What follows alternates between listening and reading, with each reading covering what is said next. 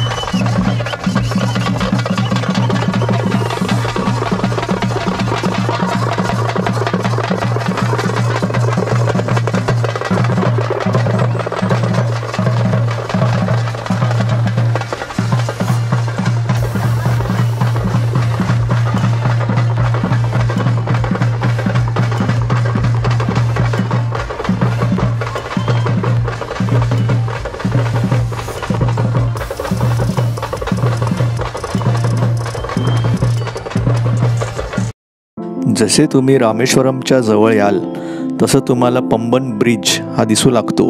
त्याचबरोबर तुम्हाला बंगाल समुद्राचं दृश्य मनमोहक वाटू लागतं। हा जो पंबन ब्रिज आहे हा फार ऐतिहासिक ब्रिज आहे।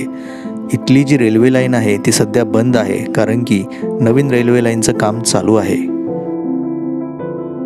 इथे आपल्यासमोर 2 ब्रिज बघायला मिळतात। हे दोन्ही रेल्वे ब्रिज आहे।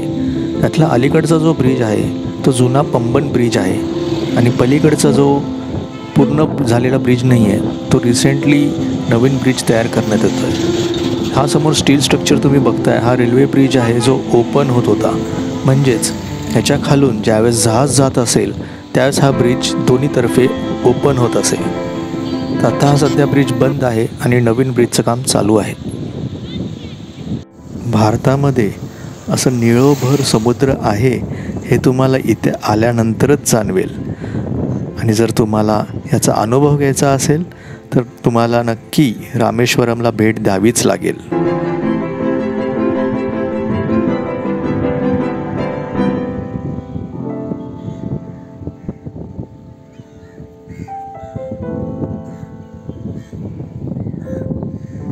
नमस्कार मित्रांनो, तर असा आपला हा प्रवास तंजावर ते रामेश्वरम हे साधारण 4.5 तास लागले आपल्याला।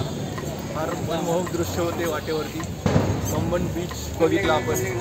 त्याचबरोबर आज इकडे तमिळनाडूमध्ये गणेश चतुर्थी ही सोमवारी म्हणजे महाराष्ट्रामध्ये मंगळवारी होती 19 तारखेला, म्हणजे आज।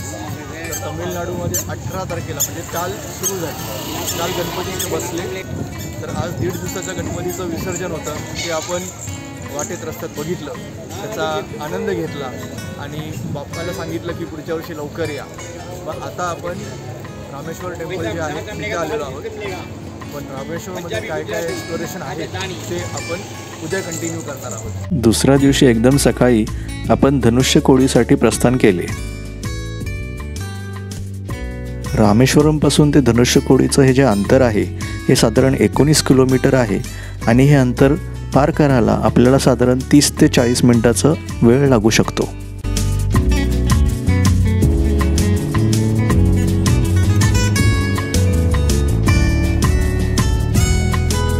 धनुष्यकोडीचा जो रस्ता आहे तो फारच अप्रतिम आहे आणि दोन्ही बाजूला तुम्हाला समुद्र किनारा बघायला मिळतो।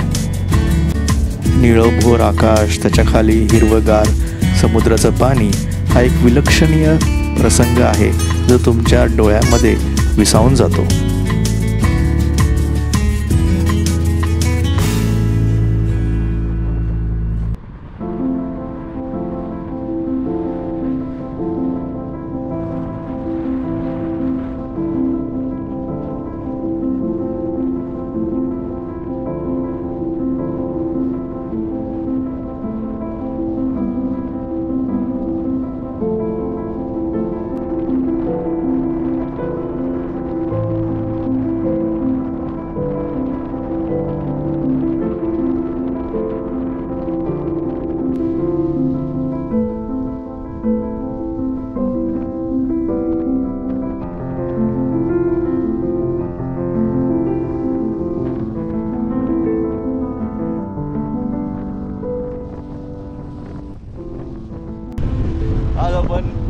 रामेश्वरम इथे धनुष्यकोडीला भेट देत आहोत आणि धनुष्यकोडी म्हणजे हेच ते ठिकाण जिथे रामसेतू बांधलेला आहे श्रीरामाने. तर आता आपण धनुष्यकोडीला पूर्ण आस्वाद घेणार आहोत इथल्या वातावरणाचा, कारण की पहिल्यांदा आपण भारताच्या टिपला पोचलेलो आहोत, साऊथ ईस्टच्या.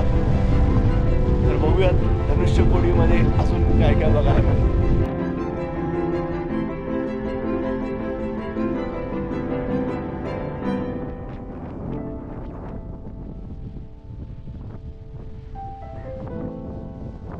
इतकी धमाल वाटते, दोन्ही साईडनी समुद्र आणि मधून फक्त हा रोड. तुम्हाला कार ह्या पॉईंटपर्यंत आणण्यास निषेध आहे, तर ह्या पॉईंटपर्यंत तुम्ही कार पार्किंगपासून इथल्या लोकल रिक्षांमधून येऊ शकतात. हे रिक्षावाले पर सीट 100 रुपये चार्ज करतात, येणं आणि जाणं दोन्ही. तुम्ही बघू शकता हा जो अप्रोच रोड आहे तो पूर्ण वाळूनी भरलेला आहे, कारण की दोन्ही साईडला समुद्र असल्यामुळे किनाऱ्याची सगळी वाळू इथे या रोडवरती पसरलेली आहे. म्हणून ह्यापुढे कुठल्याही प्रकारची गाडी जाऊ शकत नाही. ह्यावरून तुम्हाला अंदाज आलाच असेल किती वारं आहे आणि त्या वाऱ्याबरोबर ही वाळू कशी या रोडवरती येऊन पसरलेली आहे.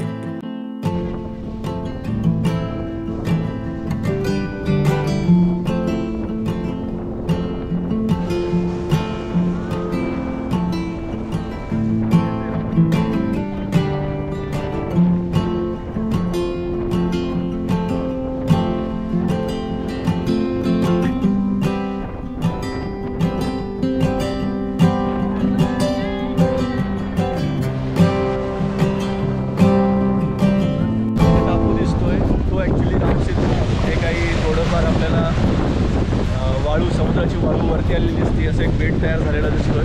पण जर तुम्ही सॅटेलाइट इमेजमध्ये बघितलं तर तेच तुम्हाला रामसेतू म्हणून दिसेल. सायंकाळच्या वेळेस तुम्हाला इथून मनमोहक सूर्यास्त पण पाहायला मिळेल आणि त्याचबरोबर इथले आजूबाजूचे स्थायी लोक आणि मासेकरी हे पर्यटकांसाठी गरमागरम मासे तळून पण देतात. तर तुम्ही विचार करू शकता ज्यांना मासे खायला आवडतात या ठिकाणी येऊन मासे खायला किती आनंद येईल.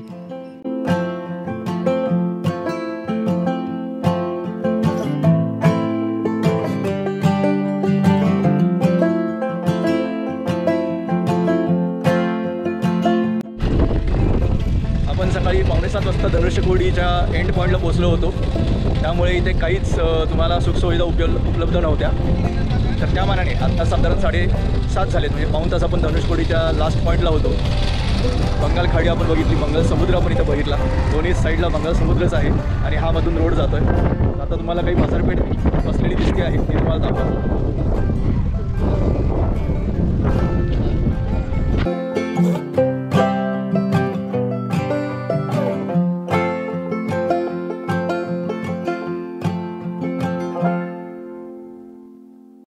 जर तुम्हाला आतापर्यंत व्हिडिओ आवडला असेल तर जास्त वेळ न दवडता आमच्या या व्हिडिओला लाईक करा, जास्तीत जास्त शेअर करा. तर अशा प्रकारे आपला धनुष्यकोडीचं एक्सप्लोरेशन इथे थांबत आहोत. आपण पुढचं एक्सप्लोरेशनला कंटिन्यू करूया.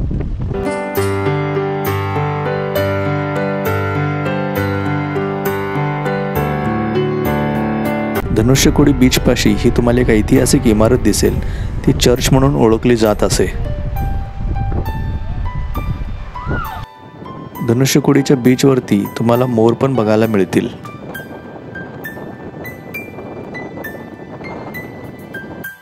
धनुष्यकोडीपासून साधारण 11 किलोमीटरच्या अंतरावरती कोठांदरमार मंदिर आहे आणि हेच ते मंदिर जिथे श्रीरामाने विभीषणाचा अभिषेक केला होता लंकेमधील रावणाच्या वधानंतर.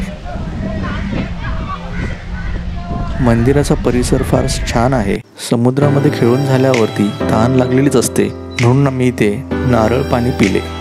इथे तुम्हाला हिरवा आणि पिवळा अशा 2 प्रकारच्या कलरचे नारळ बघायला मिळतात. पिण्याच्या पाण्यामध्ये काहीच फरक नाही आहे, पण इथले लोक पिवळ्या नारळाला 20 रुपये एक्स्ट्रा मागतात हिरव्या नारळापेक्षा. आणि जसे हे टुरिस्ट डेस्टिनेशन असल्यामुळे तुम्हाला रामेश्वरमपेक्षा इथे नारळाची किंमत जास्त मोजावी लागेल.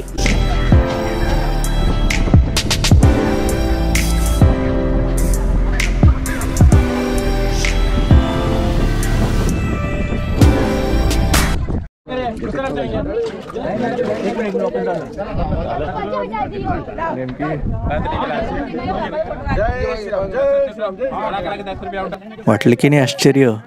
हा जो दगड आहे हा फार पवित्र दगड मानला जातो, कारण की हा दगड पाण्यात तरंगतो आणि लोकांची अशी एक कल्पना आहे की हाच तो दगड ज्यांनी रामसेतू बांधला होता आणि म्हणून लोक या दगडाचा आशीर्वाद घेण्यासाठी इथे 10 रुपये दक्षिणा देऊन हा आशीर्वाद मिळवतात. तर आम्ही पण हा आशीर्वाद घेतला आणि आम्हाला खरंच त्या दगडाचा प्रेशर डोक्यावरती ठेवल्यानंतर जाणवले. म्हणून माहिती नाही हा दगड खरंच तो रामसेतूमधला दगड आहे का इथल्या लोकांनी बनवलेला दगड आहे. पण ज्या लोकांची श्रद्धा आहे ती लोक खरंच मानतात की हा रामसेतूचाच दगड आहे. सगळे दगडाचा आशीर्वाद घेताना जय श्रीराम असा उल्लेख करतात.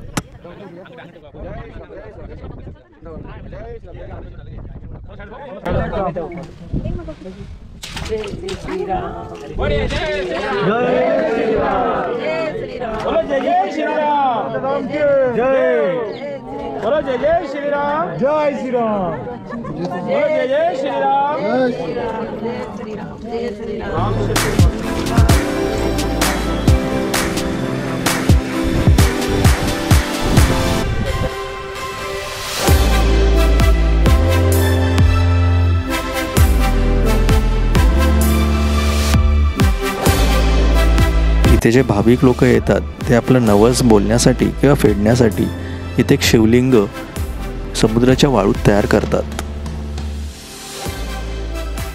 धनुष्यकोडीच्या इथलं एक्सप्लोरेशन कंप्लीट केल्यानंतर आपण परत रामेश्वरममध्ये आलो आहोत आणि आता 12 ज्योतिर्लिंगांपैकी एक असं शिव मंदिर म्हणजे रामेश्वरमच्या मुख्य मंदिराला आपण भेट देणार आहोत.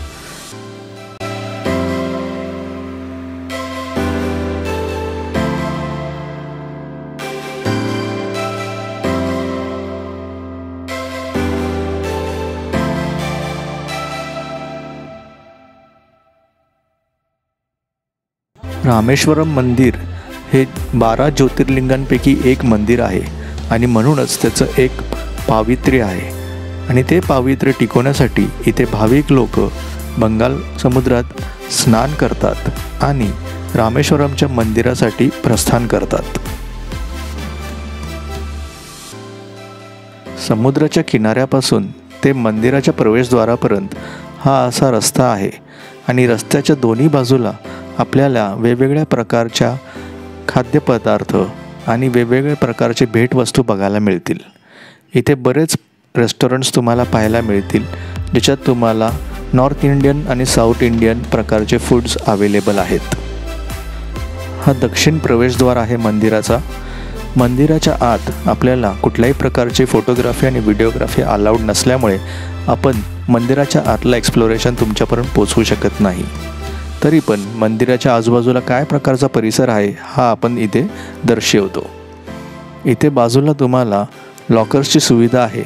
या लॉकर्समधून तुम्ही तुमचे मौल्यवान वस्तू ठेवू शकता आणि दर्शन झाल्यावर परत तुम्ही ते मिळवू शकता. रामेश्वरम मंदिराचा आवार फारच मोठा आहे आणि इथे आत 22 कुंडांचं पाणी आहे.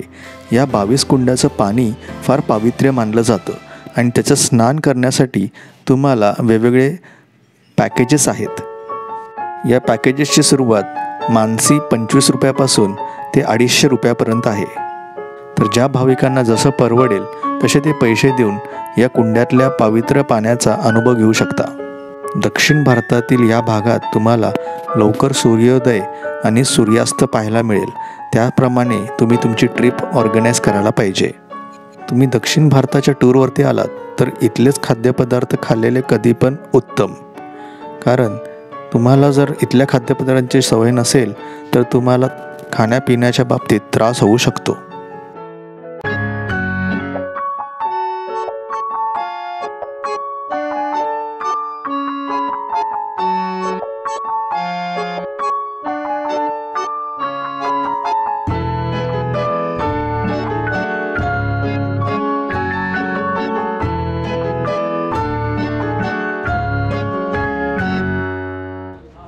आता आपण रामेश्वरममधल्या APJ अब्दुल कलाम यांच्या निवासाला भेट देत आहोत. हे जे घर आहे हे पिढ्यानपिढी जपत आलेलं घर नाही आहे. त्यांचं दुसरं घर होतं. हे पण घर आहे, पण हे नंतर घर त्यांनी घेतलेलं आहे. आता त्या घराचं नूतनीकरण करून त्याला म्युझियममध्ये कन्वर्ट करण्यात आलं आहे. त्यांची लाईफ हिस्ट्री, त्यांचं मनोगत इथे व्यक्त करण्यात आलं आहे थ्रू होल्डिंग्स आणि काही आर्टिफॅक्टसाठी सॉवेनियर शॉप पण आहे. व्हिडिओग्राफी आणि फोटोग्राफीला निषेध आहे, त्यामुळे आपलं एक्सप्लोरेशन करू शकलो नाही. तर जर तुम्हाला वाटलं की APJ अब्दुल कलामच्या घराला भेट द्यायची तर हेच ते ठिकाण आहे जिथे तुम्ही येऊन भेट देऊ शकता आणि त्यांना अजून जवळून तुम्ही अनुभव करू शकता. तर आता आपण इथून मदुराईला जात आहोत.